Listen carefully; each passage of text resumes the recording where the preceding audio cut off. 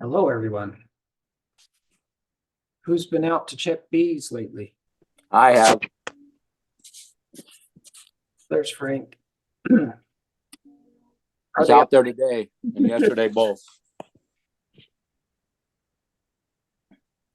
We haven't been doing full inspections, but we're just checking on the sugar levels. So, but they're very active.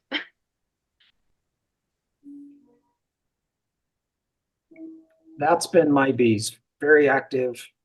And that's all I'm doing is just making sure they've got enough sugar on them. Have you given them any pollen yet? Haven't given them any pollen yet. I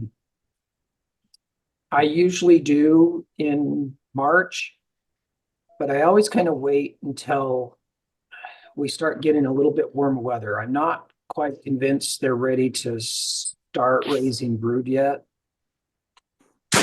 But then I haven't dug in the hive yet to see if they are trying to raise brood. I haven't either, but my bees are bringing in pollen. What are they bringing in? I don't know. It's a light yellow, almost white stuff. But boy, today when I was out there, they were bringing it. Almost every other bee coming in was loaded. Are they is it pollen or is it, because my bees last week were picking up all the scraps from my chicken feed. Now it wasn't grain dust. It's something else. There's not enough bees in my chicken grain dust or anything else out there with the chickens. They're not even there. They were there about 2 weeks ago, but they're not now. Not now. Huh? No, so I don't know where they're getting it from. Well, maples are usually the first thing to start producing any kind of pollen. That's what I'm suspecting. It's probably box elder, but I don't know. So I'm guessing either maples. I don't think willows have really started yet. They're kind of the next thing. I'm seeing some aspen trees and some willows blooming. Are you? Yep. If there's something blooming, then they're going to go get it and bring it in, and then that's kind of the kickoff to tell them, okay, let's start raising brood. Yeah. So I put pollen patties on mine today. And yesterday, I got one hive in Duchesne and one in La Pointe and two here at the house, and I put a global pollen patty on each one of them. Yeah, I actually did the same yesterday. Then if that's the case, then I'll be adding pollen patties to mine just as soon as I can. I'm leaving town this weekend, so I'm not going to happen this weekend, but if I can get some made and on before I leave, then I will. I've given them some fondant too, some of this Hive Alive fondant. They can suck one of them 1 kilo things down in less than a week. I mean, it's gone just like that. As soon as I put it on, they're cleaning it out. They're all over it, huh? Yeah. Do you still have honey in the hive or sugar in the hive? There is on one of them, but the other three, I don't think there's much in it. So I don't think that's why they're sucking down. That's why they're sucking it down so hard. Yeah. That's why they're after it. They're hungry. Yeah. They're hungry, and so I run out of fondant patties. So I'm putting the feed on them probably starting the first of next week. And I mean, that's pretty early, but I don't know what else to do. It's a little early, but if they're hungry, you got to do it. Yeah. This is the time of month. This is the month that most beekeepers kind of slack off and decide, oh, my bees made it through winter. I don't have to worry about it anymore. And then their bees die. Yeah. March is a hard month because temperatures are up and down and up and down. And they're burning fuel. And sometimes they're not bringing in anything. And it sounds like maybe we're just starting with some of the pollen coming in. So this is probably the earliest that I think I've seen pollen coming in. If you're seeing pollen, then I think this is about the earliest I've seen it. Well, that's what I thought. I thought they're about 2 weeks ahead. That's what it looks to me like. Yeah, that doesn't bode well if you're having to feed. But feed if you must. I mean, if they're hungry, feed them. Yeah. Yeah, the other thing that's got me concerned then is swarming here. You know, as soon as they get any drones, they're going to be wanting to. They could shift into that gear real quick if we're already getting.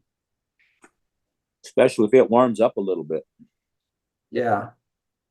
Yeah, I don't usually worry about swarms until May.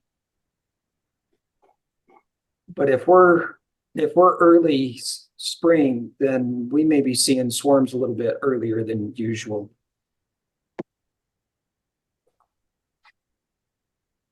So, because right now is, for me, to me, this is the critical time for a beehive. They're having to turn over their whole population. So all those winter bees that have been there all winter long, they've all got to get replaced in this next month and a half, because those bees are all they're all going to be dying off. And so your population usually in March is about as low as it gets all season. And then it should start to build though. So the way I usually the way I usually tell whether a hive's actually gaining ground is I just count frames of bees. So when I can get in there and actually do an inspection, I'll just kind of pull up a frame, and if there's enough bees to cover both sides of the frame, then I'll count it as one frame.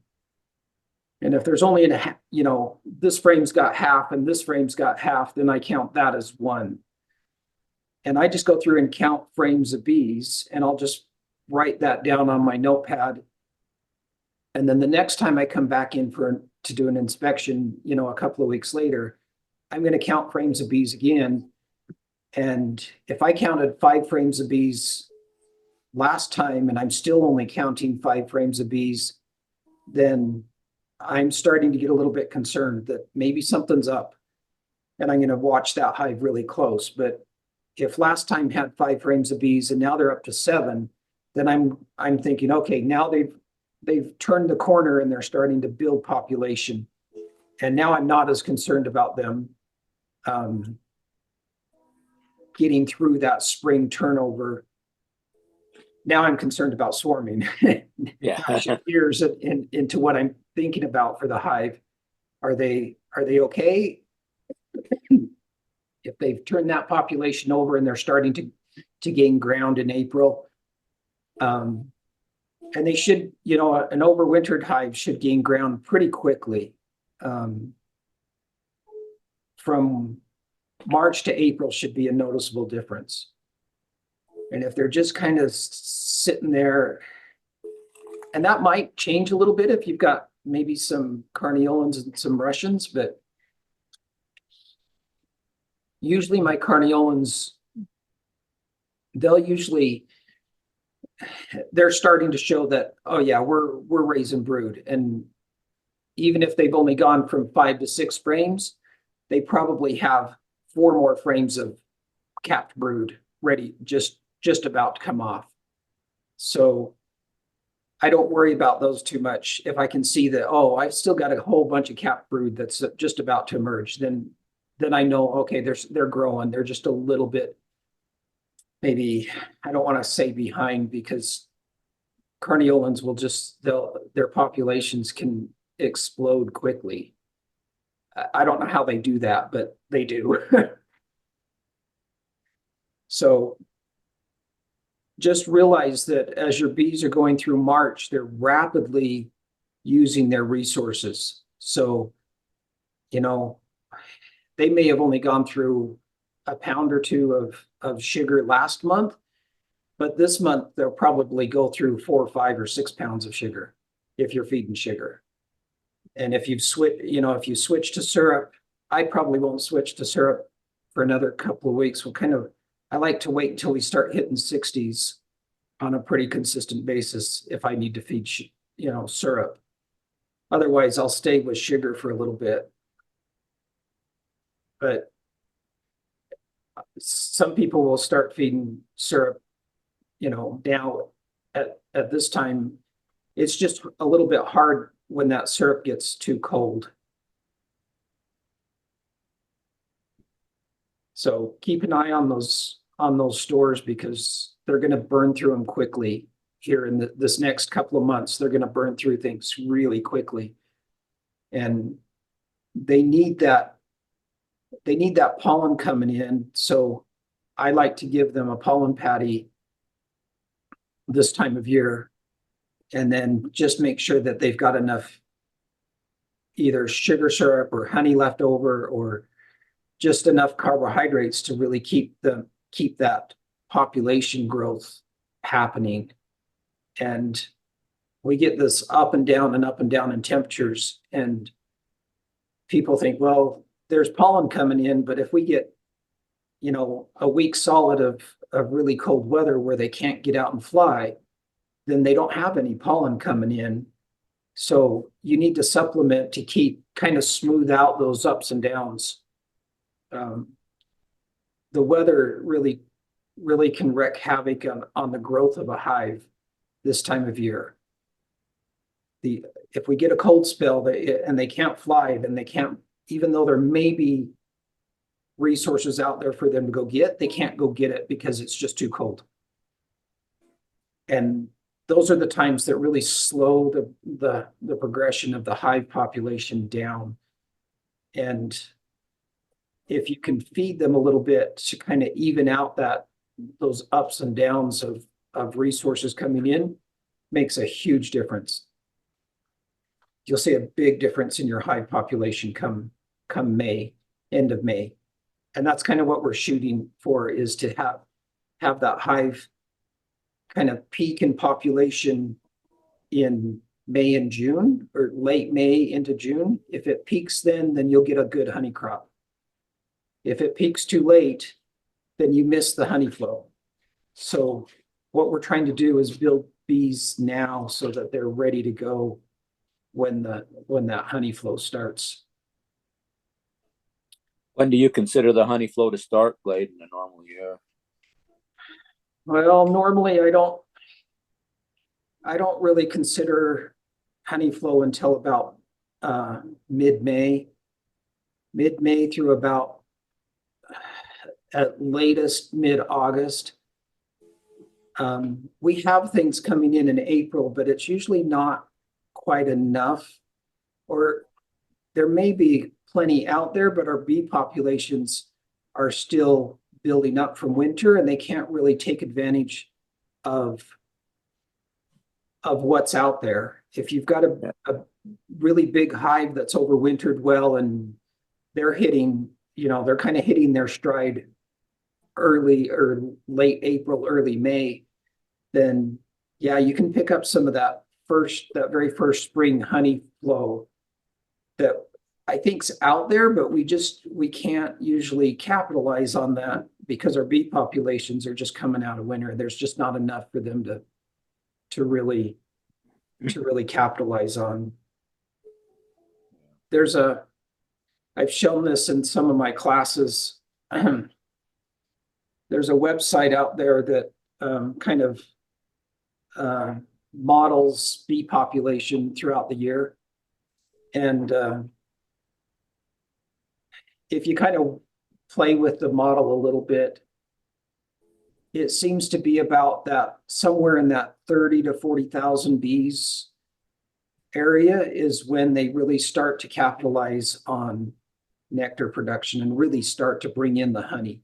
And until they hit that 30, 40, I don't know what the number is exactly, but It's somewhere in that range. Until they get that kind of a bee population, they can't capitalize on it. They're spending all their resources raising brood in the hive, and they don't have as much foragers going out bringing in excess. They have enough just to sustain what they're trying to raise in the hive, but they don't have enough extra foragers to really bring in that honey crop that we want to see.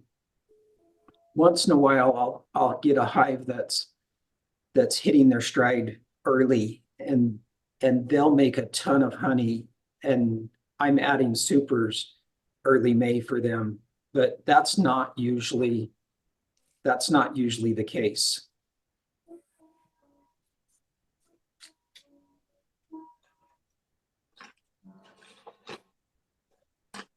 All right, so welcome, Rhonda. You've got a question? Thank you. If you've got some used hives for my bees, is it a good idea to torch over the surfaces to make sure they're not contaminated? Yes. Used hives they're a hard thing. Depends on where they came from and who had them before and why they're being sold now, or why you ended up with them. If it's from a beekeeper that couldn't keep their bees alive, then I start to worry. If it's from a beekeeper that just quit keeping bees, then I'm not quite as concerned. But used equipment can still be they can still be a challenge, and what we're afraid of is them harboring diseases. And specifically American foul brood. And the only way to really know if that equipment has American foul brood is if you actually do some testing on it. But you do not want equipment that's contaminated with American foul brood. It's kind of the worst one you can have. Everything else, if it's got some of the other, if the hive died because of some of the other diseases, generally speaking, you can reuse the equipment. But with American foul brood, it's burn the equipment. It's burn it all. How do you test if you can actually purchase a test kit. I've never actually used one, or you can, this is where being a member, registering, I shouldn't say being a member, but registering with the state as a beekeeper is advantageous for you, because now you can request that the state come out and test your equipment. And if they, and they do that as part of your registration, that's something they can do. But generally speaking, if it's just because the beekeeper quit keeping bees for personal reasons or whatever, I'm not quite as concerned about it. But can you take a torch to the inside of the boxes? Sure. As far as the frames are concerned, if there's any leftover wax comb, if it's anything but bright yellow, I would scrape it out and start over. I just don't think it's worth keeping old used wax, old used comb frames that are just black. If that comb is black and dark, I'd scrape it off and start with new. It's just not worth keeping. Does that make sense? It does. You're just breeding questions now. Why if it's black? Is there something wrong with it if it's black? No. Or darker, like dark brown? The comb will naturally change colors. You've got bees walking all over it, and they got dirty little feet. And so that comb especially in the brood nest is going to darken over time and will eventually turn black. It's dark as can be. So if you can see Kate's picture on the Zoom, that comb is bright yellow. That's fresh comb. If it looks like that, then I'm not real worried about it. The picture behind me, you can see it's not quite that yellow. It's a little bit darker. And then it gets darker still after that. Okay. I guess we'll have to see. I'm picking them up tomorrow. So thanks for the tips, though. I appreciate it all. So here, let me just share a picture here. It's a picture is usually worth 1,000 words for some of this stuff. See this comb? Can everybody see my screen now? Yeah. So see this comb? It's dark and black.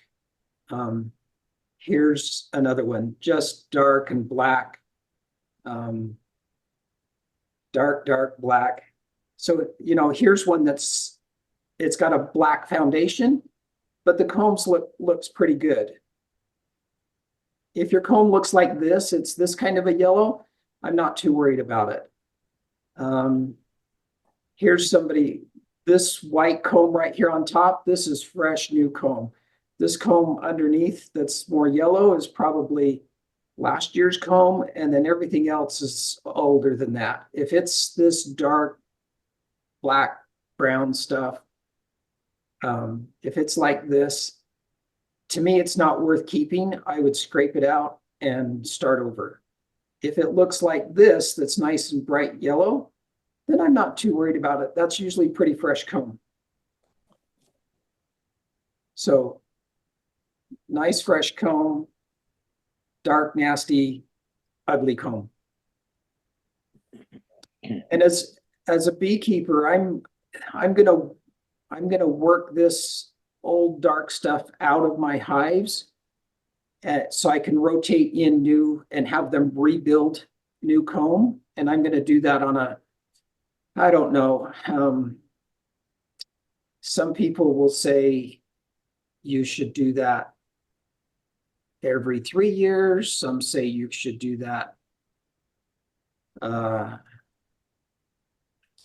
every 5 years. Some will say, no, you can get 10 years out of that. I'm kind of more in the 7, 8, 9 year range. I think you probably ought to be swapping out that comb and let them rebuild it. The wax is, what do they call it? Hydrophilic. It basically absorbs just about anything. And so any pesticides that the bees happen to bring in with the pollen gets absorbed into that wax, and it just locks it in there. So it can cause problems. So just what I usually do, and we can kind of talk about this as we're going to be hitting swarm season coming up, right? So let me see if I've got a quick slide here. So let's kind of talk about that. This will play into how I work out, how I take advantage of this time of year to maybe cull out some of that older comb. So here's kind of how we usually consider our hives to be set up in the fall. The blue circle kind of represents the brood nest or the cluster of the bees. And then the yellow bars are frames of honey, hopefully. So in the fall, we like to think that our cluster is down low in the boxes. And if we're overwintering in 2 boxes, say 2 deeps, then hopefully the top box is completely full of honey and some honey kind of down the sides in the bottom box. And then our cluster right kind of in the middle of the bottom box. Ideally, that's how we how the hive's all set up, ready for fall. Come spring though, that cluster has eaten their way upwards through all that honey, leaving most of the bottom box empty. And then in the spring, that cluster's moved up into that top box. They're eating all the honey. And this time of year, there may or may not be much honey left, right? So one of the strategies for, I'm not going to say it's going to prevent swarming, but maybe to head it off or at least delay swarming a little bit, is to reverse these two boxes. So you simply pull out the bottom box, take the top box and put it down on the bottom, and put the bottom box on the top. It's a quick box reversal. Takes 2 seconds to do, right? Pull off the bottom, put the top box down on the bottom board, put what was the bottom box back on the top, and you've just reversed the boxes, right? The idea behind doing this is now that the bees are back down in the bottom box, now they look at the box above them, and I say this above their heads. The box overhead is essentially empty. And when bees have that empty feeling over their heads above them, then they go, oh, we don't have enough resources to swarm, so we can't swarm yet. We've got to fill that up so we have enough resources to swarm. And this can delay swarming. It may not prevent it, and in some cases it does. It's just fine. It's enough to keep the hive from swarming. In some cases it's not. So it's not a fail-proof method. And then after you've reversed these boxes, this brood nest in the spring starts to expand and starts to fill both boxes as that queen really ramps up her laying and really starts to take off in the spring. So, we might do this box reversal come maybe end of the month, maybe 1st of April, and then come mid-April, our hive looks more like this end one here. So what I like to do is take advantage of this little bit of a break here. If all my bees in the spring have moved up to this top box and the bottom box is essentially empty, then I like to pull out the bottom box and I'll bring it back to my shop for a day or two and sort through the frames that are in the bottom box and pull out any frames that are just old and nasty and dark and black, and I'll pull out 2 or 3 frames out of that bottom box and replace them with new foundation.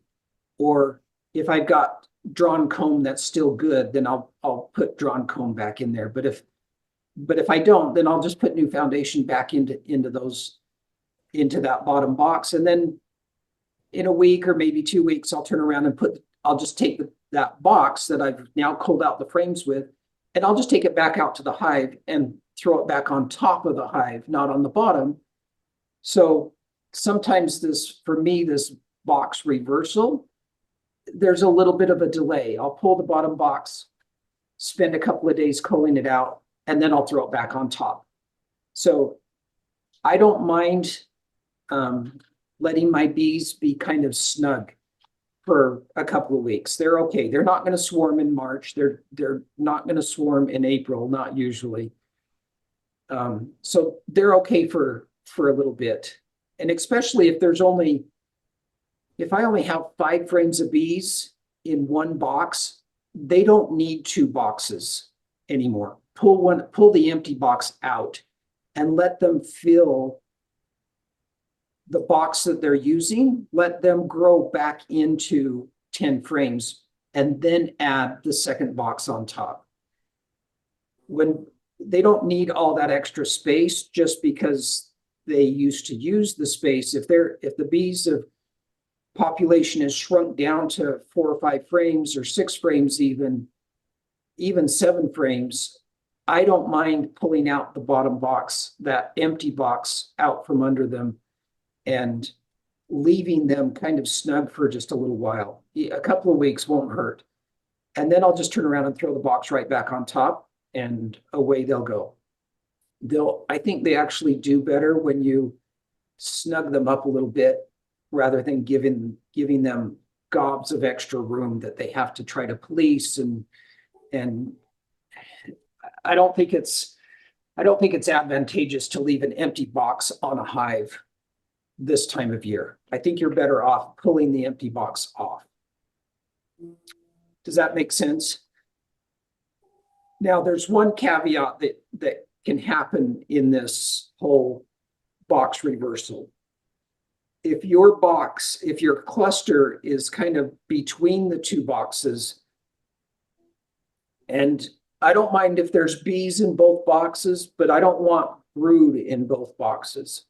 So if they've started to raise brood and they've got most of their brood in the upper box, but they've got a little bit of brood down in the bottom box, right here on top. If there's brood in this bottom box, I don't want to do this box reversal because now all of a sudden, if I do, then I've got brood up here at the top and I've got brood down here in the bottom. This little bit of brood that's now at the top of the hive can get abandoned because they don't have enough bees to cover all of it and keep it warm. Remember, they've got to keep that brood at about 93, 95 degrees in order for it to stay viable. And that's really tough to do in a little tiny cluster.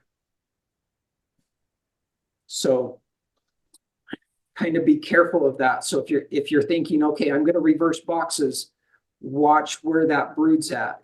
As long as all the brood's in one box, you're fine. But if there's a little bit of brood in that lower box, then I don't want to do that reversal. I won't do it. Lorraine, I think you had a question. Did you have a question? Yeah, I was just going to ask, where does everybody get their pollen patties?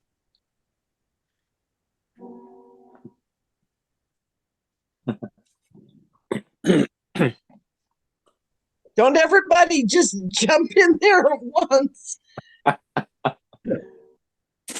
It's a personal preference.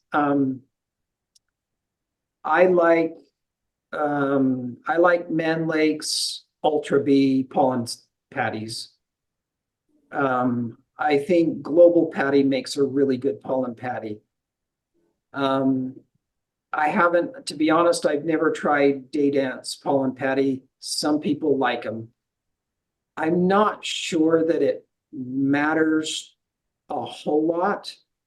I would probably, and after I say that, I actually make my own, but I use Van Lake's Ultra Bee dry pollen sub, which is what they use to make their pollen patties with.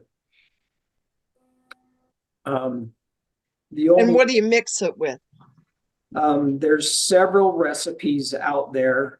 Basically, what you're doing is you make sugar syrup and you mix pollen sub into the sugar syrup.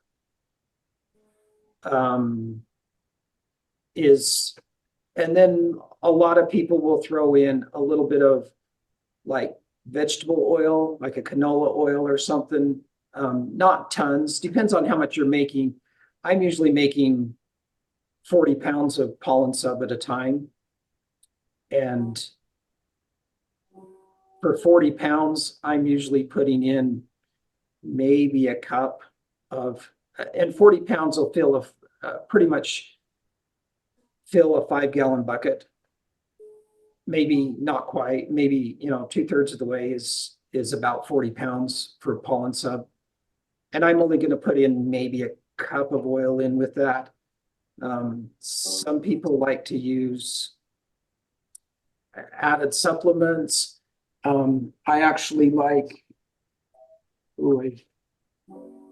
don't know if you can, this is Apis Biologics bioactivator. Sorry, but the camera keeps going in and out. I usually mix this in with my pollen sub when I make it. You can buy now from Man Lake, you can buy their pollen sub patties, their pollen patties with that actually mixed right in. They cost a little more. They're like $5 a pound, but Yeah, they're really expensive at any place locally. I know that. yeah, the local ones tend to be quite pricey. I usually suggest to beekeepers, if you're gonna, when you buy pollen sub, buy 10 pounds. You know, if you've got 3 hives or you've got 2 hives, buy a 10-pound package of pollen sub. Use what you need to use at the time, throw the rest in the freezer. It'll keep in the freezer for a year. And I'm going to feed early in the spring, like Frank said, he's throwing pollen sub on now. I'll probably start throwing it on in the next week or 2 weeks. I'll be throwing pollen sub on mine for sure. By the end of the month, absolutely. And I might throw a pound on there, and if they just gobble it up and just it's gone and devoured within a week, I might throw another one on there to carry them through these ups and downs that we're going to have until May. Usually by middle of April, end of April, 1st of May, pollen's usually coming in pretty good, and I don't worry about it so much then. And once the natural pollen starts coming in, they don't want the pollen sub as well, and they won't take it as well. And if they don't take it, then it just dries up in the hive. So if I'm not sure whether they're ready to take it or I'm not sure they're going to eat it all, I'll just tear off a quarter of that pollen patty and throw in a quarter. And if they take it, then I'll throw in another quarter. And if they take it, I'll throw in another quarter. Just so I don't waste it. Because if they don't want it, if they've got enough pollen coming in, that's the natural stuff, sometimes they just won't even touch it, and it just sits there and dries out. And once it's dry, they won't use it at all. So I usually suggest if you're going to buy some, it's usually cheaper to buy like a 10-pound box from Man Lake, Date Ant. I like the global patties, but by the time you get them shipped, it's kind of hard to ship 10 pounds effectively or efficiently. The shipping kills you. So I usually buy a big 40-pound bag of dry pollen sub and then mix my own pollen patties and feed them that.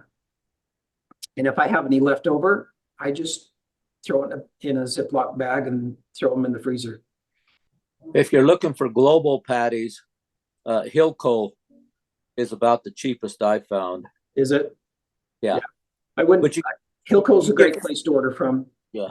You get free shipping with a $100 order with them. The other folks, the big Man Lake and I think Dayton and those folks all want $150 or $200 minimum to give you free shipping. So maybe you guys go in together and you buy one of their 40-pound packages and split it up. Rhonda, you said you got yours at IFA. Can I ask how much they were charging per? Usually they're a 1-pound package. It was more than that. I think it was a 10-pound. It was a heavy box. It was a heavy box. Yeah, it was pretty heavy. It might have been even more than that, but they only had a few, and they'll probably order it if they don't have it on the shelf. You just have to ask them, and they're pretty good that way. But trying to remember, I think it was around $20, maybe $25. if it was a 10-pound box and you're paying $25 for a 10-pound box, that's actually not bad. That's, about $2.50 a pound, give or take. That's not a bad price. You just, at all. it comes like as a mix together, like in 2 different packages, and then you just mix it together, Then roll it out. mix it out yourself. Okay. Yeah. I like to, when I mix mine, I like to mix it a little bit soupy. Soupy is not the right word, soft. I don't like it. Usually when you buy a pollen patty pre-made, they're usually pretty dry. I don't like them very dry. I like them kind of goopy. So that they stay viable longer. I think the bees take it better. Once it dries out, they won't take it. So you're trying to keep it moist just as long as you can. And that's why they put wax paper or parchment paper on both sides. Don't peel the paper off. Oh, When you put it in the hive, don't peel the paper off. okay. You can take your hive tool and just cut a couple of slits through the paper, but leave the paper on. It'll keep that pollen sub moist longer. The bees can get to it. Usually the edges, there's usually just 2 pieces of parchment paper and then the pollen sub between. And so they can usually get in around the edges just fine. I always just take my hive tool and kind of poke holes in it when I throw it on the hive, just to give them a place to get into it in the middle. But they'll tear out the paper and they'll get into it just fine. But that leave the parchment paper on them when you put them in. And if you're making your own, I don't know what I haven't seen them that way, but if you're making your own and you're putting them in the hive, you can use wax paper or parchment paper. I usually just take a piece of wax paper and put a big glob on it, and then I just fold it over. And then when I go to throw it in my hive, I just take my hive tool and just poke some holes in it and slap it on the hive on the top of the frames. And then I put my box back on or my lid right back on and just mash it in. Awesome. Thanks for the tip. I didn't keep my wax paper on and it dried out fast. Yeah. They will. And then they won't touch it. And after that, it's no good. One thing you can do, if you don't want it to dry out as fast, rather than using sucrose, use fructose, high fructose corn syrup. Now that's not as good for your bees as the sucrose is, but it won't dry as fast. It won't get that rock hard as quickly. Right, that is true. And I know high fructose corn syrup, gets a bad rap, and probably deservedly so, but for bees, chemically, it's fine. And we don't like to think that, could it ever be fine? Yeah, well, maybe not, but some beekeepers, some of the commercial guys feed their bees high fructose corn syrup and have done for years, and they do just fine. It's not going to hurt them to use high fructose corn syrup on a pollen patty that you're going to put in the hive once or twice during the year. It's fine. They're going to be just fine with it. Okay. Well, I appreciate that. And I'm also very curious, like, I would love the resources if you have them, of how you came to that understanding of chemically how it doesn't really affect the bees and all of that. Because I know that we're different. It's hard to, like, it's almost like trying to put myself in the bee's shoes, so to speak. And I don't understand them yet. So I'll have to go see if I can find that.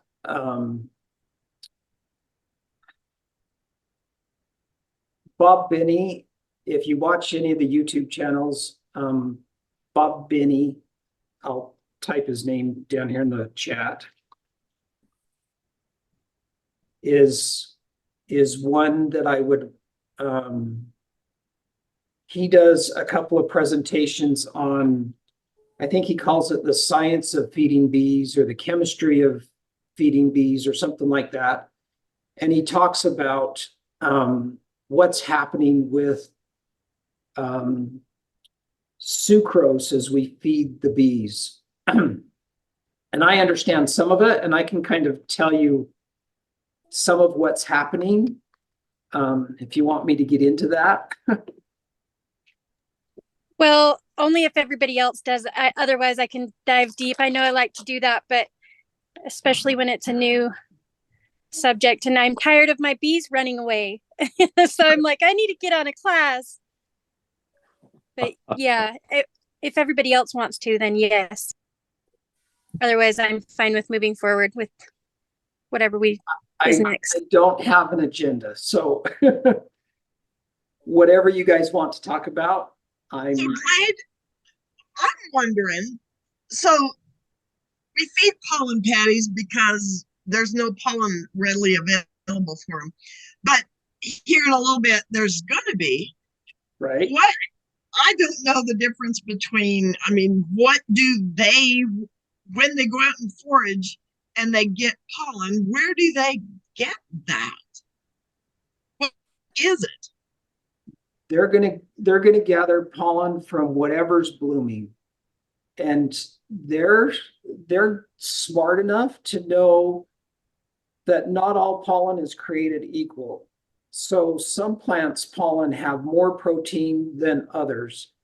And some plants' pollen has certain amino acids that they need, and then, but not others. And so they may gather pollen from a number of different sources so that they get that full amino acid profile. And they're smart enough to know what's what and what they need.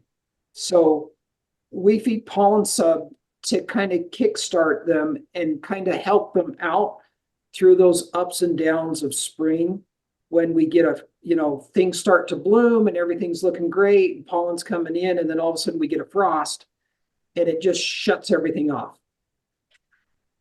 And then they've got to start over.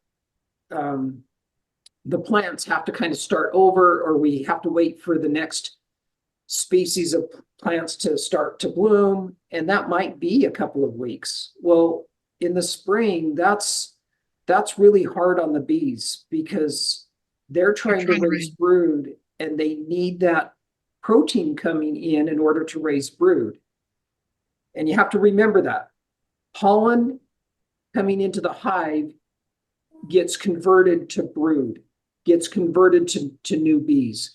Nectar coming into the hive is part of that equation. They need nectar to make bees, but the nectar now gets converted into honey and stored. So if the bees are unable to raise brood, it may be because they don't have enough pollen coming in. And when we get these ups and downs in the spring, then the pollen can be coming in and then it gets shut off and then it comes in again and then we get a hard freeze and it shuts off. And that's what we're trying to get the bees through so they don't have that up and down, and giving them an extra, that pollen substitute. And it's a substitute. It's not a replacement. And we probably shouldn't even call it a substitute. We probably should just call it a supplement. It's not a substitute for real pollen. If there's enough real pollen coming in, they'll ignore the pollen patty. They'll just let it sit there.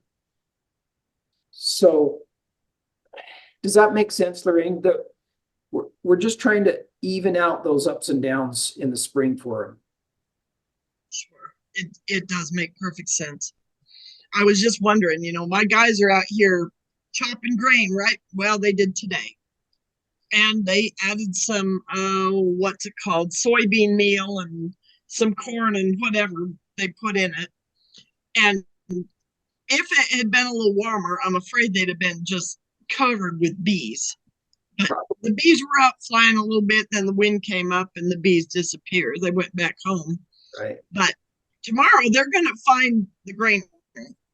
Yeah. Are they doing that for pollen? They're doing it for the protein content because I meant you can't protein. find Yeah, anything else. right. There's nothing else here. But grain dust is not very high protein for the bees. And so if they can, if there's maples or something else blooming, they'll go there instead. I have my bees at a friend's house, and he's got horses and cows, and he's always got a grain bin. And he's like, oh yeah, the bees are all over the grain bin, even if the lid's on it, they're all over the thing.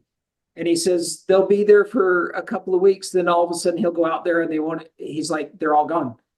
And I'm like, yep, things started to bloom. There's my clue that something's blooming out there. This is one of the reasons we don't really advocate in Utah that you feed, that you open feed. You'll see on some of the YouTube videos that some of these guys will, especially the big commercial guys, they'll just take a big bag of this dry pollen sub that I'm using to mix and make my own pollen patties with. They'll just take the whole bag, slice it open, and throw it out there, and just let the bees come and gather that pollen sub dry. And that open feeding like that, in Utah, it doesn't really work too well because we're too close together. As beekeepers, we're too close together. So if you do that, you're now feeding every bee in the neighborhood, yours and the neighbors and everybody else's. And now you get this mixture of your bees and my neighbor's bees and somebody else's bees. And if somebody's got sick bees, now they're going to spread the disease between them.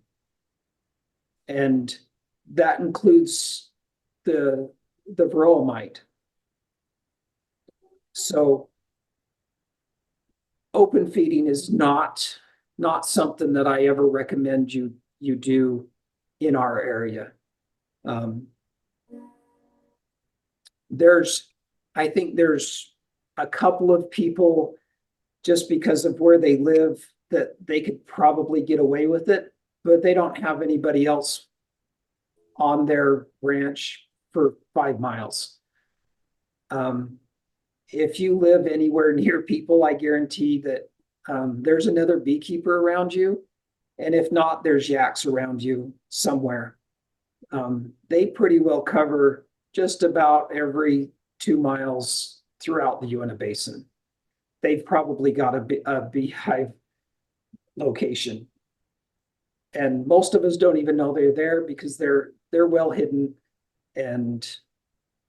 But if you try to open feed, you're going to feed your bees and everybody else's bees. So I don't recommend open feeding. Glade, have you ever mixed pollen in your sub?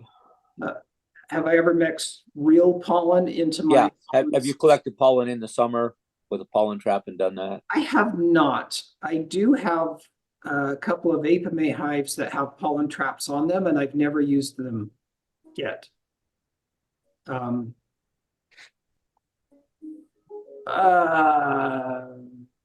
not saying I never will. I don't. You notice. I don't recommend that you go out and buy pollen off of Amazon or anywhere. I would never recommend that you do that.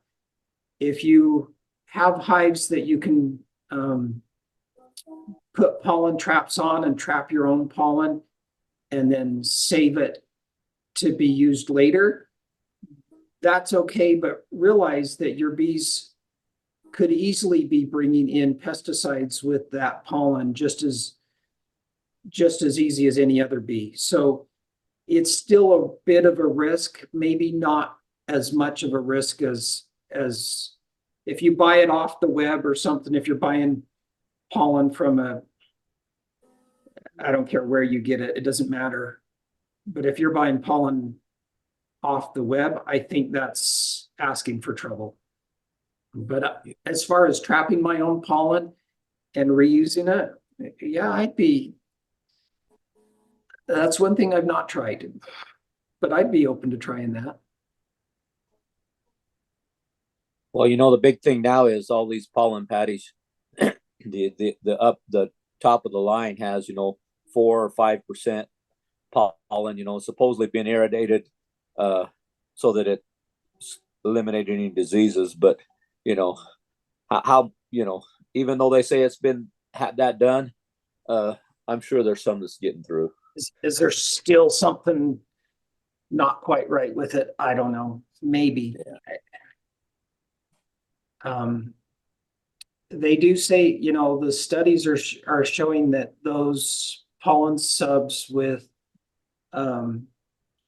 natural pollen in them, the bees do well on them. So, which makes sense. You can't beat the natural pollen. You can't beat it.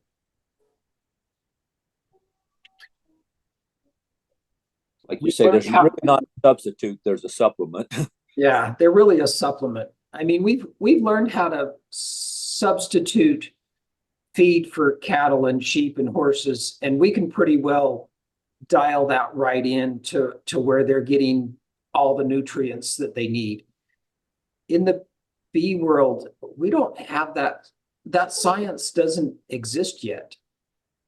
We don't have that down to the point where the beekeeper can say, oh, well, if I mix this, and this, then they're going to get a full complement of everything they need. And we can substitute what natural forage they get. That science doesn't exist yet.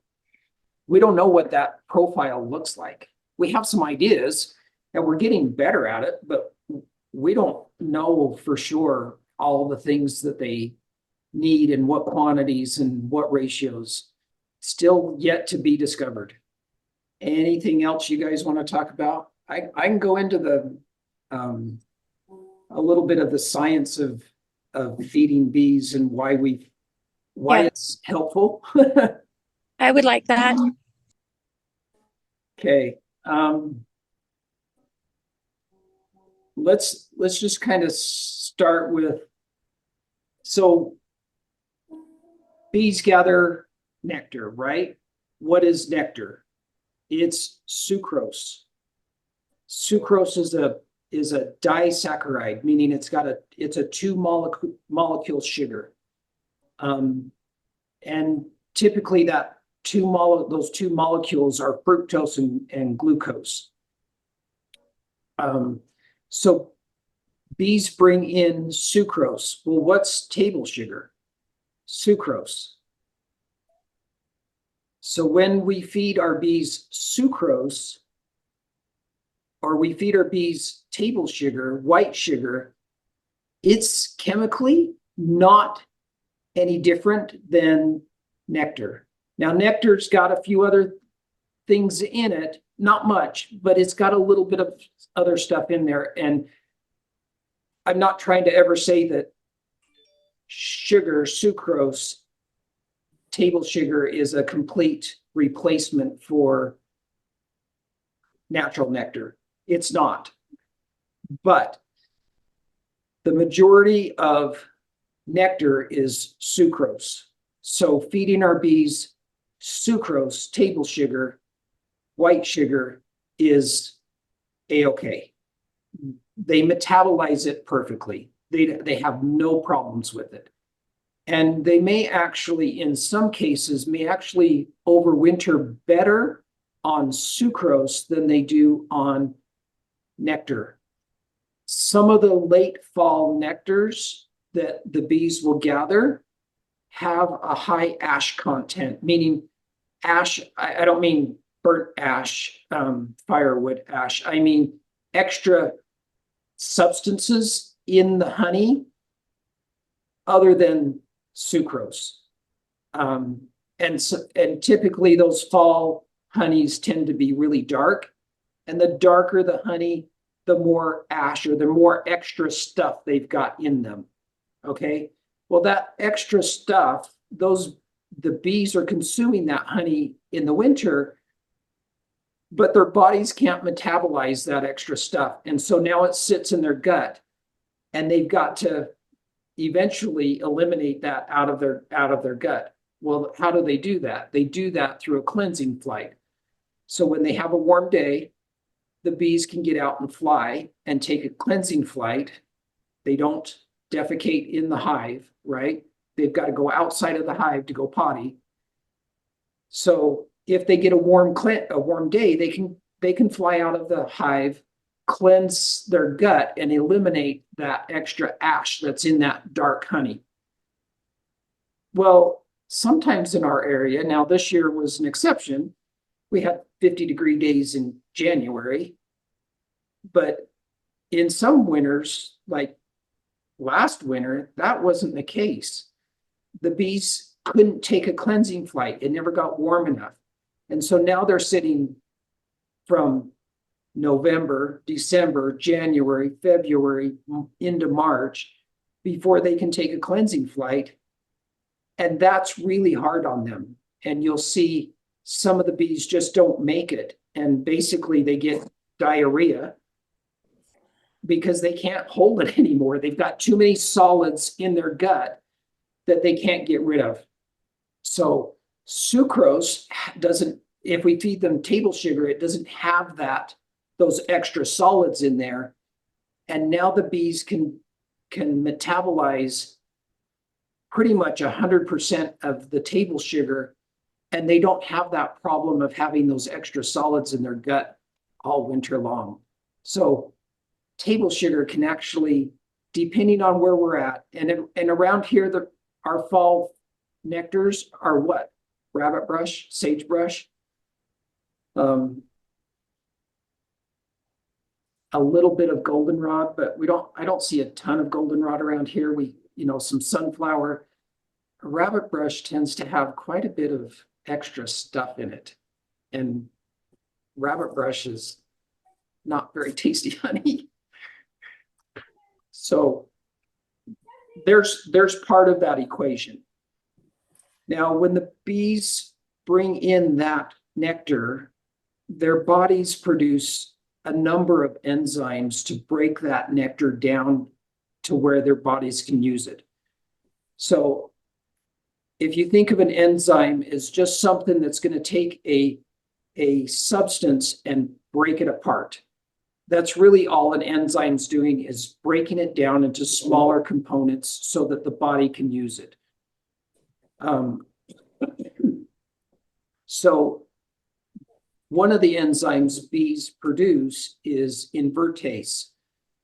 And what invertase does is it takes the sucrose that they get from the nectar and it breaks it down into glucose and fructose. So fructose is high fructose corn syrup. So they can metabolize that fructose just fine. And fructose, when you have fructose and glucose as two separate molecules, now the sugar is stable. Nectar as a glucose, as a disaccharide molecule, is not very shelf stable. It's going to ferment. But if the bees can break that down into fructose and glucose, now the sugar, this liquid, is much more stable, shelf stable. Okay, high fructose corn syrup sits on the shelf forever, right? It doesn't really go bad. Well, that's part of the reason that the bees, that's why that enzyme exists that the bees produce. It breaks those molecules down, and now you have two monosaccharide molecules, fructose and glucose. The other enzyme that the bees produce is diastase. Diastase simply converts starches, so things that are not sugars.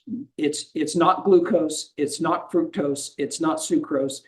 It takes the other stuff that's in the honey that are starches and breaks them down into sugars. And the main sugar that starch gets broken down to is maltose, which the bee's body can metabolize and use. Now there's one more enzyme, major enzyme. There's other enzymes besides these three, but the other one is glucose oxidase. And glucose oxidase now takes the glucose molecule and further breaks it down into the right carbon, oxygen, hydrogen chains that the bee's body can now metabolize better. So this glucose oxidase, as it breaks down the glucose molecule, it produces gluconic acid. And gluconic acid now brings the pH of the nectar down even further, and it brings it down into that 3.9, 3.8 range on the pH scale, which is fairly acidic. We're talking in the neighborhood of a tomato. So honey is actually an acidic substance. It's not neutral. It's actually rather acidic as far as foods are concerned. I mean, we're talking just about the same level as a tomato. Now the bees have dehydrated all the water off of it, or most of the water off of the nectar. They're left with sucrose. Their enzymes have broken it down to fructose and glucose, and further broken the glucose molecule down with glucose oxidase, which produces gluconic acid, which lowers the pH of the honey and makes it inhospitable for bacteria and molds and fungi to grow in. So that's part of the reason honey is so shelf stable and is so antimicrobial, is because of the pH level is low enough that most microbes cannot grow in honey. A byproduct of the gluconic acid that is now produced is hydrogen peroxide. So there is hydrogen peroxide in honey. So now you've created a second antiseptic condition within the colony that now aids in killing off the microbes in the hive.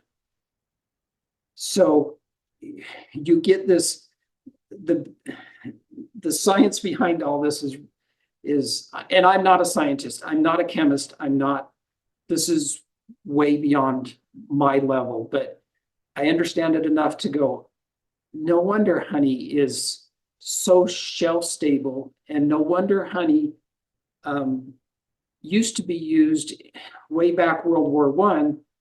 I think it's the French that used to include honey in their medical kits. And we understand that for wound treatments, honey is really good. It can be, especially on a burn patient. So in a case of an open wound, and you put honey on top of that open wound,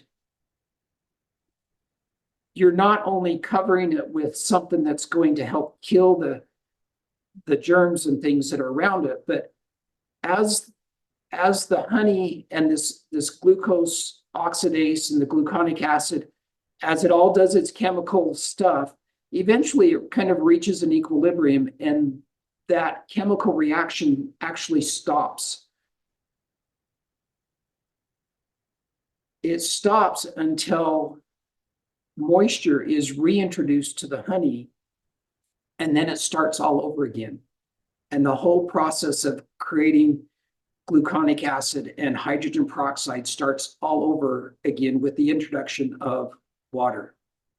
Well, for an open wound, your body is producing extra water. It's seeping, it's oozing. And as your body produces that extra water and it comes in contact with the honey, now that whole chemical reaction starts all over again, producing hydrogen peroxide, thus keeping the wound clean and healthy and free of germs. Well, you have the same thing going on in the hive when you feed bees. When you feed them sucrose or sugar water, the same process is happening. The same enzymes are coming into play.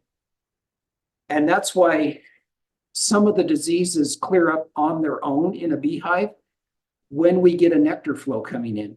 If there's a strong enough nectar flow coming in and the bees are converting this nectar into sugar by introducing all these enzymes to it, now they're creating an antiseptic condition within the hive that is helping to eliminate some of the diseases that can occur.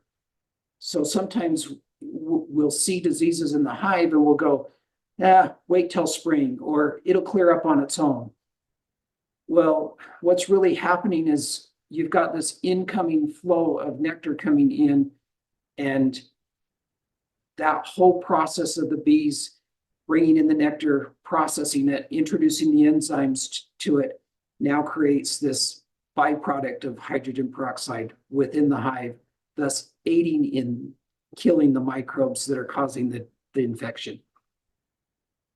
There's your chemistry behind feeding bees. So it sounds like that it's creating the immune system for the hive. If it's a help, it is part of the immune system.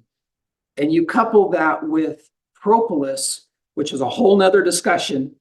And that becomes a major part of the beehive's immune system. So feeding bees, some people don't like to feed bees. You're going to hear it.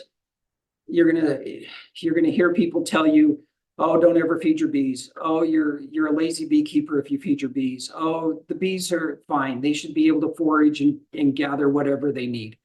Well, guess what? In the Uinta Basin, we get about 3 months, maybe 4 months tops of nectar coming in the door. And the other 8 months, there's nothing. There's nothing. And so just because it's green out there doesn't mean there's anything for the bees to forage on.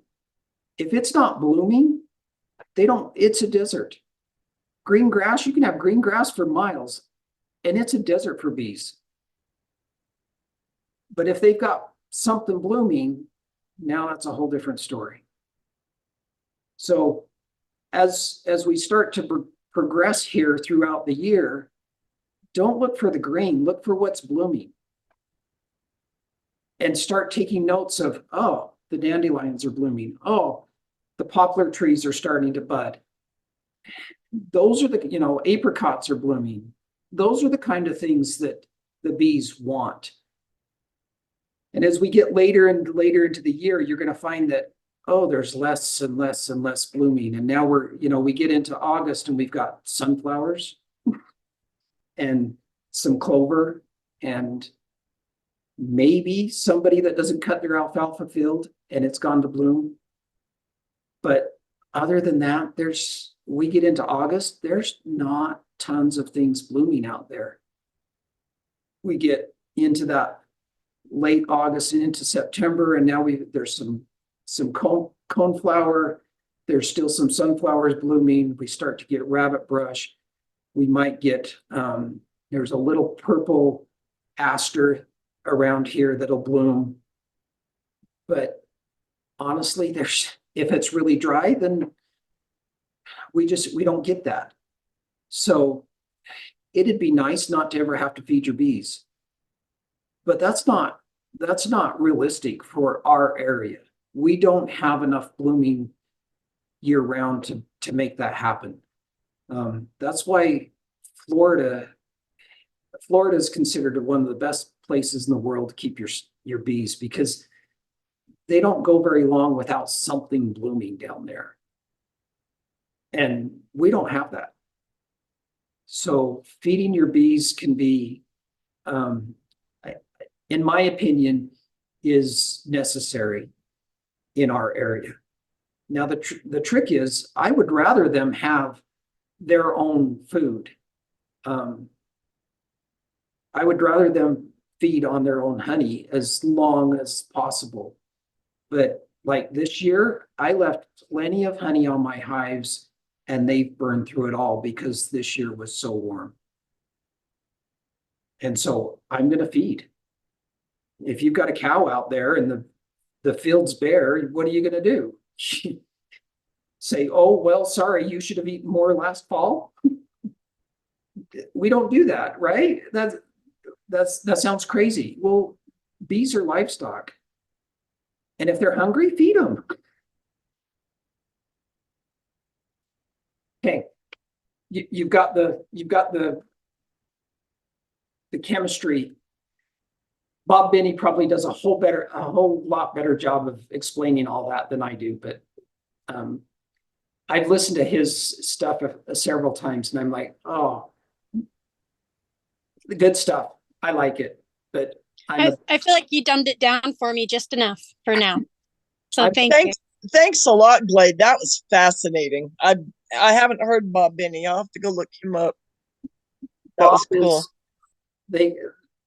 In the YouTube world, Bob Binney's kind of they call him King Bob. He's about the most humble and down-to-earth man around. I got to shake his hand and talk to him for a minute at the North American Honeybee Expo back in January.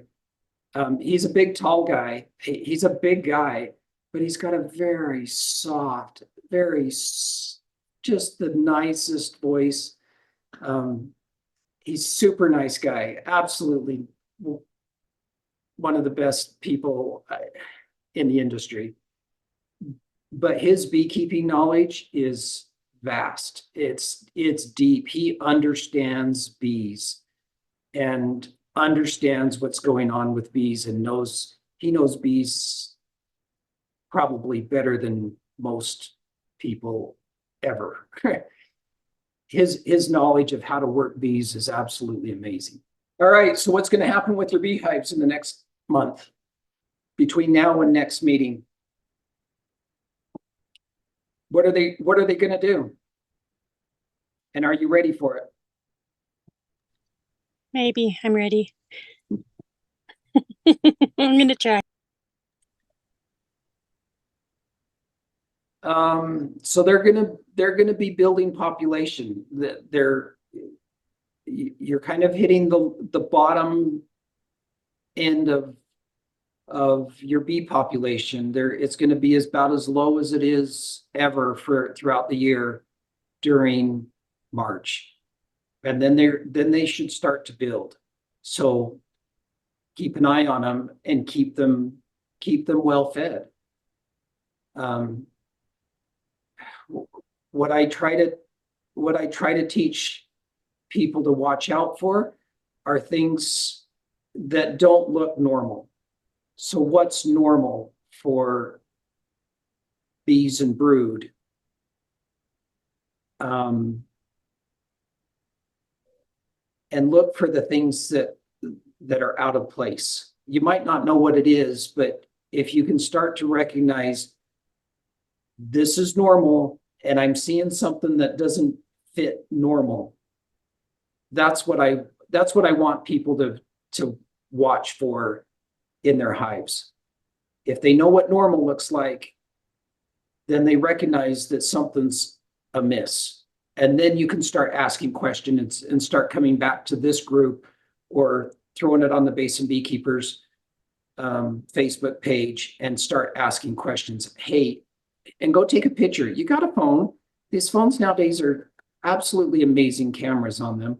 Go take a picture and take several pictures and say, this is what I'm seeing. Is this normal? The more you see, the better beekeeper you're going to become. So we should start seeing populations hit kind of their bottom, and they should start to rebound. This spring turnover is critical, and it's the hardest part to get them through. If you get them through this, you're going to be good. Lorraine's asking about mite treatments. Is this a good time to treat for mites? Yes, if you need to. I suggest, I know what I've done throughout the year, starting last August up until now, and I feel like I know where my mite counts are, and I'm usually not too worried about them until April. So in another month, and it starts warming up, and we can really get in the hives and start doing full hive inspections. Then I'm going to do a mite count on my hives and just find out where's my mite counts. Are they still low, or are they starting? Am I starting to see 1, 2, 3, 4 mites? If I'm seeing mites, then April's a good time to get the mite treatments on. I usually wait till April. The only mite treatment I would do now is an oxalic acid vaporization. I'll wait until April if I'm going to do formic acid or thiamol. But that gives me enough time in April to get my treatment. If I need to treat, it gives me enough time to get my treatments on and get them back off before the real honey flow starts to come in towards the end of May, middle to end of May. It might be a little early this year if we stay warm. I would hold off. If you didn't treat last fall, then one, if your bees are still alive, you got lucky. Two, I'm probably going to wait until April to start doing mite checks. And then I'll do a mite wash on my bees every month. In fact, I usually try to do, because I don't check every hive in all my yards, and I usually have 6 to 8 hives in a yard. I don't check all 6 hives or all 8 hives when I do a mite check. I'll do 2 hives in a yard, and then 2 weeks later, I'll do a different 2 hives. And then 2 weeks later, I'll do a different 2 hives. And that way, all my hives throughout the summer will get checked. But if I'm seeing one hive that their mite counts are going up, I can pretty well be guaranteed that the rest of my hives in the same yard, their mite counts are going up as well. That's just the way it is with mites. If one's got they all have mites, and people don't want to admit that, but if you have bees, you have mites. And you're not just managing bees, you're managing mites as well. You're managing 2 bugs in that box, not one. One you're trying to get to grow, and the other one you're trying to kill. And that's tricky. Try killing a bug on a bug without killing the first one. What's a healthy mite count? 0. But 0.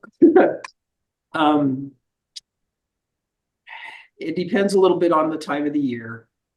If I'm counting mites at all in April, I'm treating. Because if I'm counting mites in April, and I don't care what the number is, if I'm seeing 2 mites in my mite wash, I'm treating. Because I don't want, if I'm seeing 2 mites now in April, by the time I hit August, my mite count for that hive is going to be through the roof. Okay. And treating during the middle of the summer is hard. There's few chemicals that really, other than Amitraz, it's really hard to use anything else. And me personally, Amitraz is not the one I like. I will use. I won't use Amitraz. It's a synthetic chemical. I don't like it, but that's me personally. The commercial guys, they use it all the time. It's very effective. It is. However, there are some areas in the country and Canada that the mites are becoming resistant to Amitraz. oh, Yeah. Is that here in Utah? I don't know. I prefer the organic chemicals. Formic acid is organic. Oxalic acid is organic. Thiamol comes from the thyme plant. So organic. Those are the three that I use, and I will switch between the three. So if I need to treat in the spring, me personally, I'm either going to use thiamol or formic. Okay. Thiamol is the product is Apogard. It comes in a gel, and formic comes in pads, either Formic Pro or Mite Away Quick Strips, either one. I'll probably use formic in the spring because formic is very temperature sensitive. You can't use it when it's hot. So, or it's really hard on the bees. Okay. So I'll use formic in the spring, and then I'll use thiamol in the fall after I've pulled my honey off.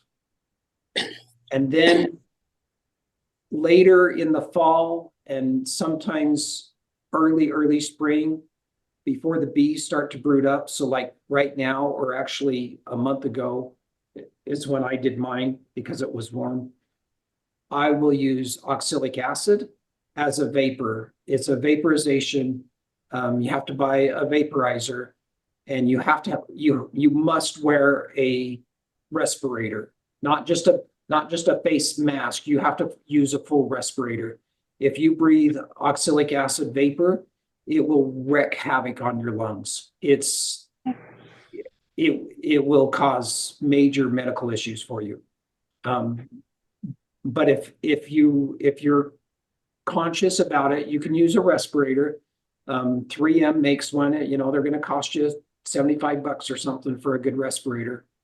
But oxalic acid as a vapor, when there's no brood in the hive, is extremely effective. When there's brood in the hive, so like spring, summer, early fall, it's not effective hardly at all. But if you wait, that's because the vapor only touches the bees, right? It only gets on the bees, the adult bees crawling around the hive. So mites reproduce in the cells under the cappings with the pupae. So if there's no pupae, if there's no brood being raised, where's the mites? Well, that means they're all on the adult bees. And now they're vulnerable to be killed through an oxalic acid vaporization. And a couple of well-timed hits with oxalic acid vapor, and you can knock your mite populations down to near zero. I won't ever say you get rid of them, because you're always going to have mites. The problem with, and you think, well, if oxalic acid is so effective, then why don't we just use it all the time? It's only effective when there's no brood. So if you wait in the fall and you wait until there's no brood, well, you've now waited past the point where they're raising their winter bees. And so now your winter bees are already sick going into winter. So that's the reason in the fall, as soon as I pull my honey, usually about mid to end August is when I'll pull my honey, and I'll turn right around and put on a mite treatment then, so that I get rid of as many mites as I can. Now those bees can raise my winter bees, and my winter bees are healthy. And then I'm going to hit them again, probably October and November. And then this year, it was end of January, I went out and hit them again. And even right now wouldn't be a bad time if you've got a vaporizer to go out and hit them one more time. They've shown that oxalic acid has been used in Europe for decades. And we're just now in America starting to realize, oh, this stuff works. But you can also use oxalic acid as a dribble. So the prescribed method is you mix, I'd have to go find the formula. Honeybee Health Coalition. Let me drop that in the chat.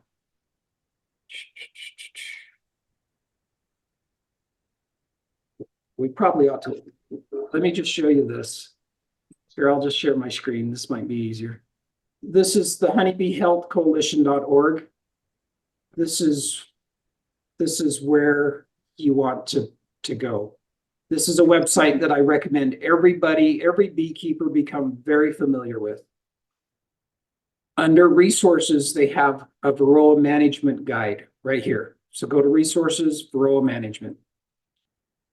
Under this varroa management, if you scroll down, they have a bunch of videos. And they have a number of videos. These guys are the experts when it comes to what's available for treatments and how to use the treatments effectively. They also will tell you how to do a mite wash. So one of these, it's probably this one. No. This one right here. They will walk you through on how to do a mite wash.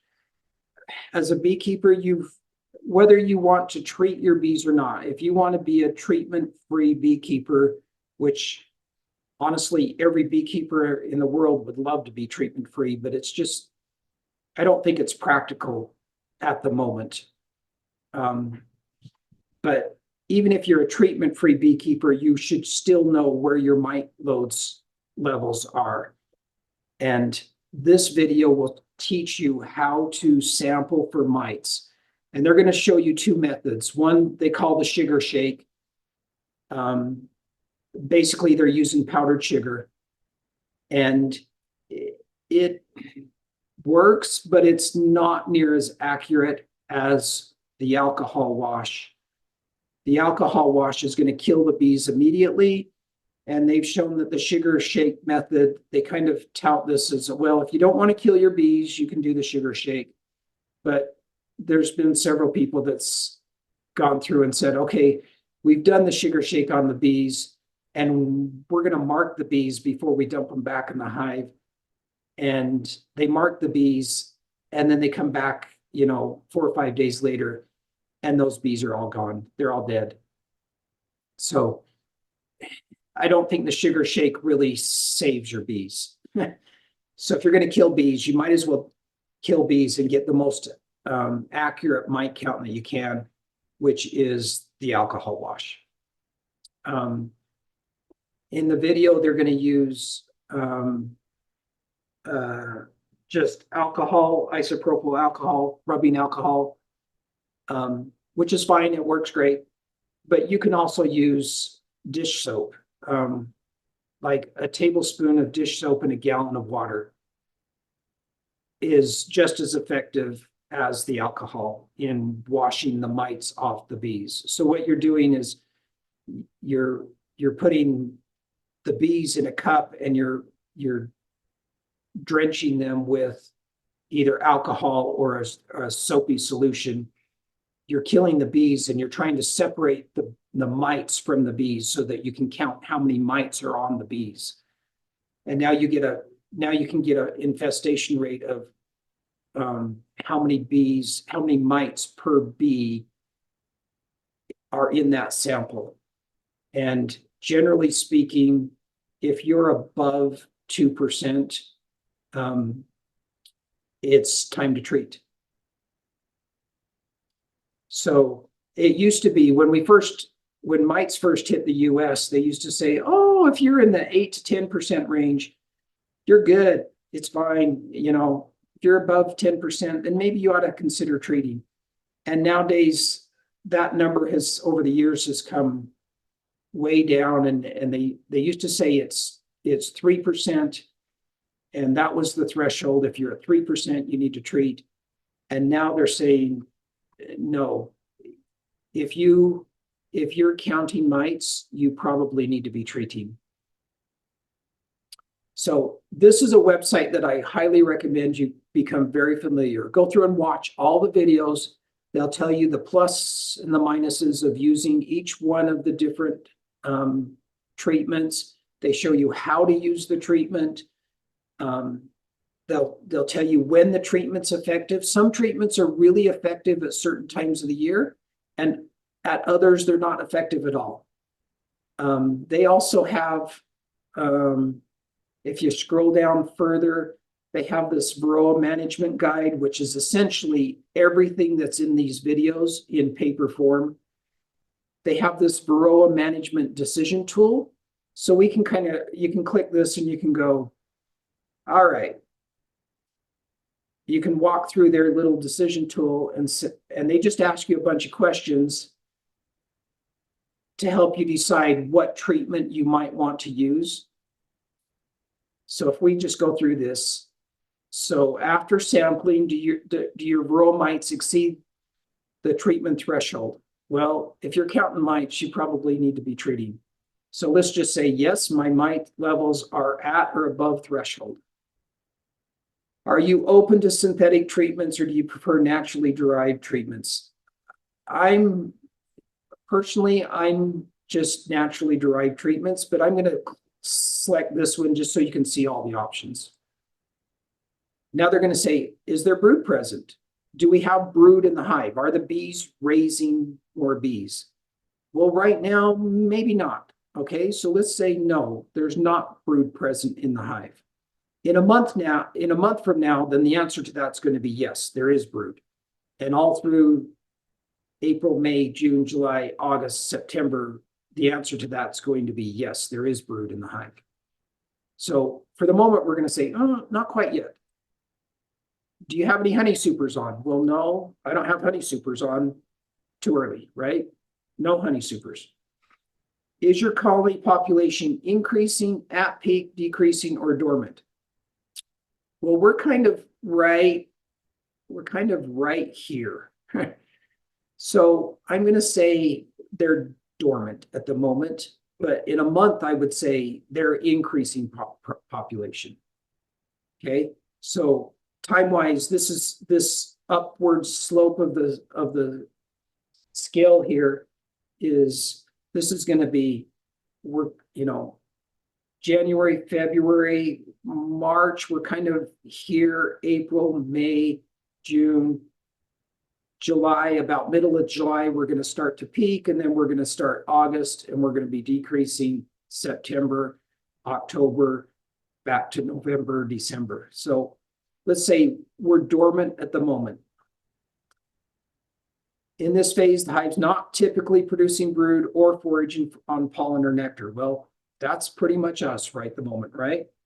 The bees are still in a cluster to survive the cold weather. Yep, we're still clustering up at night. Typically, only a few frames are covered with bees.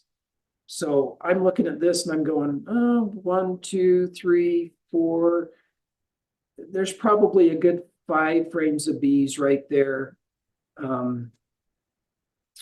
So, right. So I'm going to say dormant. Oh, come on. Where's my next? Dormant. Okay, so here's your options. Oxalic acid as a vaporization or as a dribble. They'll take oxalic acid and mix it with sugar syrup and you dribble it right on top of the bees. And again, those videos will show you how to do that and they'll tell you the recipe to do that. Their other option is Hop Guard. I've never used Hop Guard. It's derived from hops. So if I kind of restarted the tool and I went back through the whole thing and I said, so next month, if we did this for maybe next month, come on. Yes, my mite levels are too high. Yes, I'm open to synthetic. Yes, there's brood present. And no, I don't have honey supers on and I'm increasing population. So now here's my options. Notice Hop Guard went away. They still left oxalic acid, which in my opinion, they probably should not. But now I've got these other options, Formic Pro, Mite Away Quick Strips, Apica Guard. This is your thiamol. Apica Life Bar, it's a thiamol. And then you've got Apivar or Apistan. Checkmite Plus is a treatment that has been used in the past, but the mites have become resistant to this one. So I could say, okay, I'm going to use Formic. And here's the instructions for Formic, and they'll even take you right to the video on how to use the Formic and how to put it into your hive. So this whole varroa management decision tool, very useful. And you yourself can walk through this any time of the year to make that decision of, what do I treat with? I don't know. But this can help you to make that decision. So become very familiar with these videos, and it will help you out tremendously in keeping your bees healthy. I'm going to show you this other one. They've just added this recently. It's called Hive Health Best Management Practices. And I've looked through this. I haven't read through the whole thing in its entirety, but it's pretty good. It's actually pretty good. If you download this Hive Health Best Management Practice Guide, if you read through this guide, this is actually a really good guide about personal safety and just apiary maintenance, pesticides. They've got a whole chapter on pesticides and how to help avoid some of those exposures for your bees. Chapter 5 is integrated pest management for Varroa, which is their other tool that we just talked about. But they also have chapter 6 and 7 that talk about signs of other diseases, other pests. The disease section, they talk about American foul brood, European foul brood, chalk brood, sac brood, and nosema. And they've got pictures they can show you. They'll show you a few pictures. They're okay. And then they talk about queens and honeybee nutrition. And this is actually a really, really pretty good guide about just basic management practices that are typical for most beekeepers across the U.S. They've got resources listed if you're interested in some of the things that they're talking about.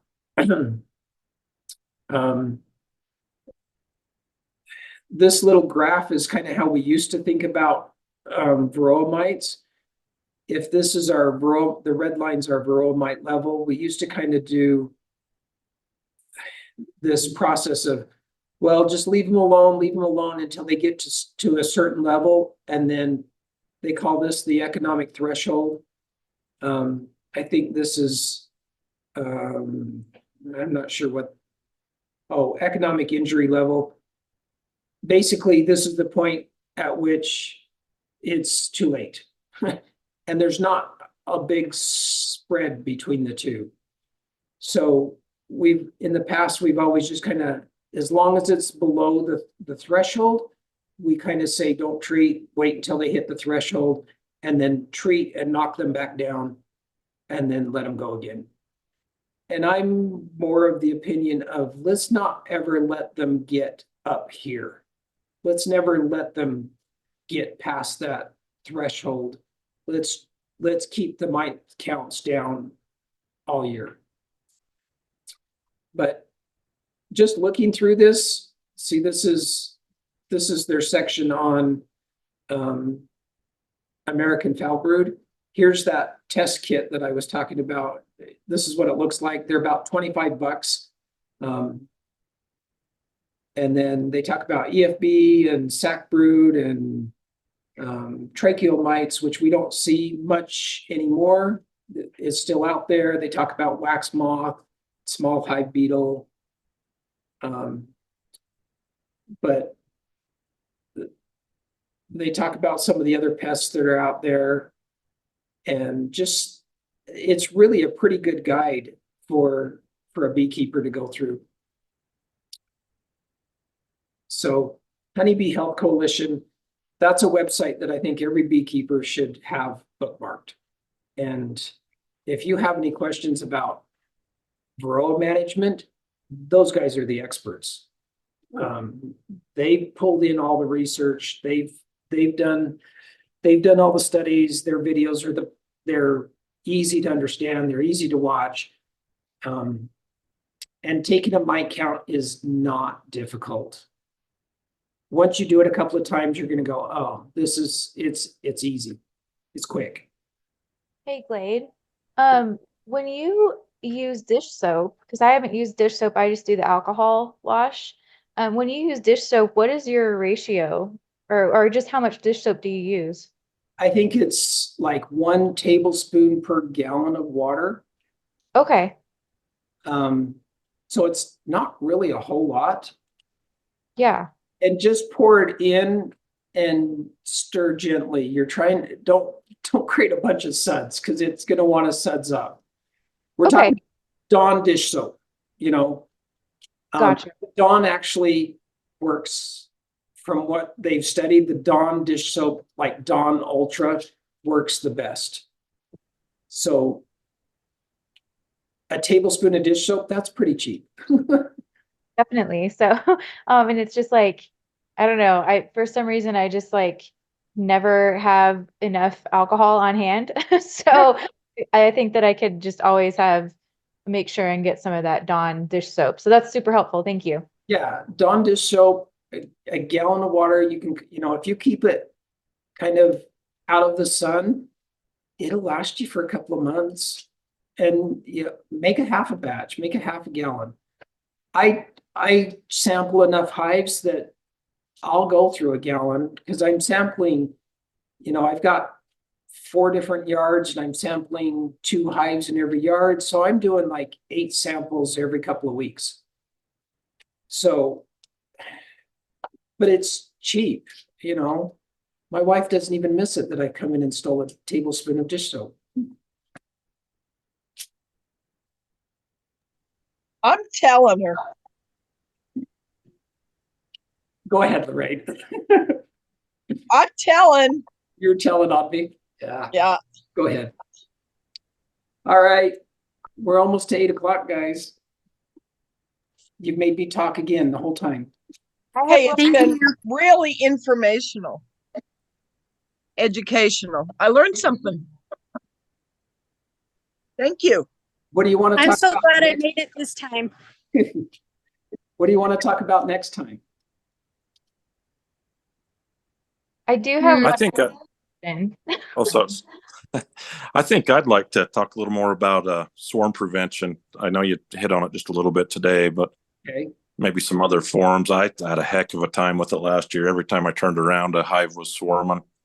I do have more hives now, but That means more swarms. yeah. That's why I tell people you should have extra equipment. You should always have an extra nuke box or something off to the side that you can go catch that swarm in. Yeah, I think I lost one swarm that I know of. Caught all the others. Or at least if you catch it at the right time, you can make a split and keep the main hive from swarming off. Yeah. So, okay, swarm management. There's a couple other techniques that I'll use, at least one that I'll use that I like quite well.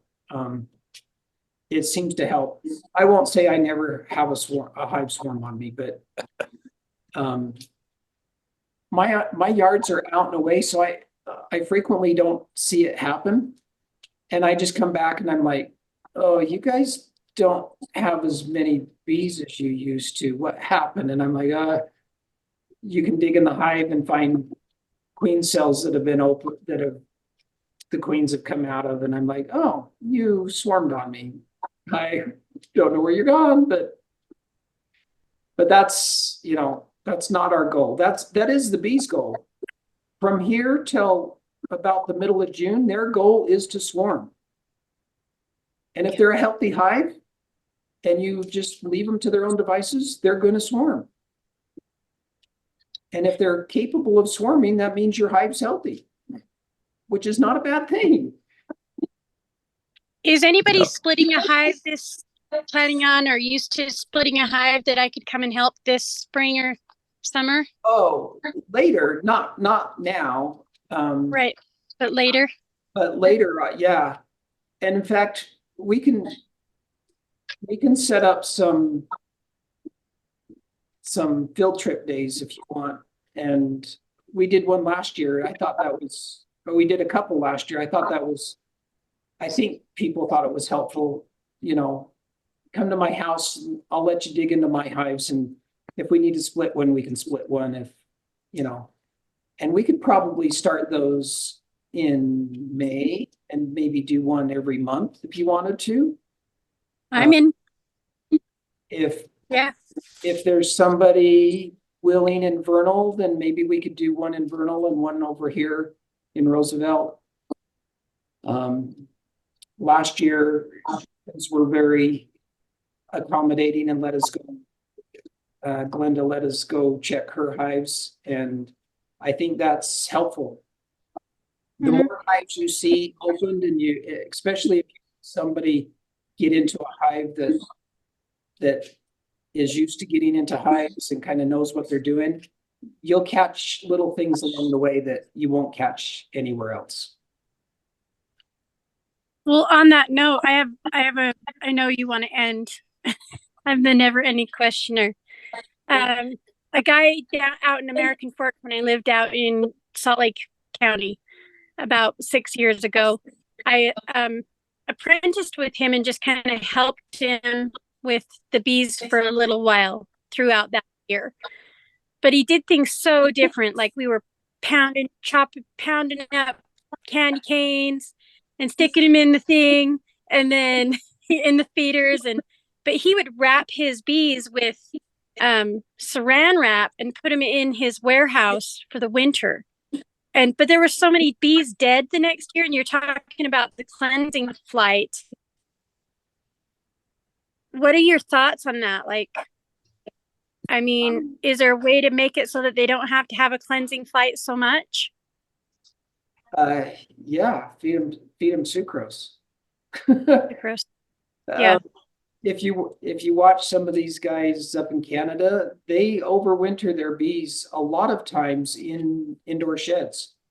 And I know one of the commercial guys out on the Wasatch Front, he actually takes them to Idaho and they overwinter in potato sheds. And I happen to know that there's somebody down, I think they're down in the Manti area, that they're actually building big buildings to overwinter bees in for other beekeepers to bring their hives in and, you know, in semi-loads and drop them off and put them in the sheds. They keep the sheds at a consistent temperature that reduces the stress levels on them. And theoretically, they don't need to take those cleansing flights as much because they're not consuming as much honey or sugar. They're not consuming as much, so their guts aren't as full and they don't have to go. So right. Okay. Interesting. I appreciate that thought. Yeah, that's making more sense as you've explained the way that they process the nectar. So it's really helpful. When you start to put all these pieces together, for me, it's just absolutely amazing that these little bugs have been able to, that they have these instincts to do what they do. For me, that it's just a confirmation that these bees didn't crawl out of some sludge puddle millions of years ago. There was divine thought into this process. That's me. So, I feel that way when I'm around them, when I'm in the hive. It's just when they're all around, I love that. feeling. It feels that way. They feel divine to me. I agree. Just a quick question. Lisa was asking if she uses Formic in the fall, can you use Formic again in the spring? You can, but the recommendation is do something different every time you treat. So if you use one treatment in the fall, do something different in the spring. Rotate those treatments. Swarms and making splits next time. Okay. Where do you find an emergency queen if you need one? This is where we can talk about that, but that's why I tell you have more than one hive, make your own queens. So thank you everybody for coming on tonight. I will go through and kind of edit this whole thing. I'll cut out what doesn't need to be there. I don't cut out very much, but I will edit it a little bit. And then I will try to post it back on my YouTube channel if you want to jump on and watch it later, or if somebody's missed it. But I appreciate everybody coming on, and I appreciate the support. And if you've got questions or you've got other subjects you would like me to cover, throw them on the Basin Beekeepers chat and on Facebook, and we'll see if we can't work them in. All right. Thanks, Glade. Appreciate it. All right. Thanks, Yeah, everybody. thanks. Have a good Thank night. you.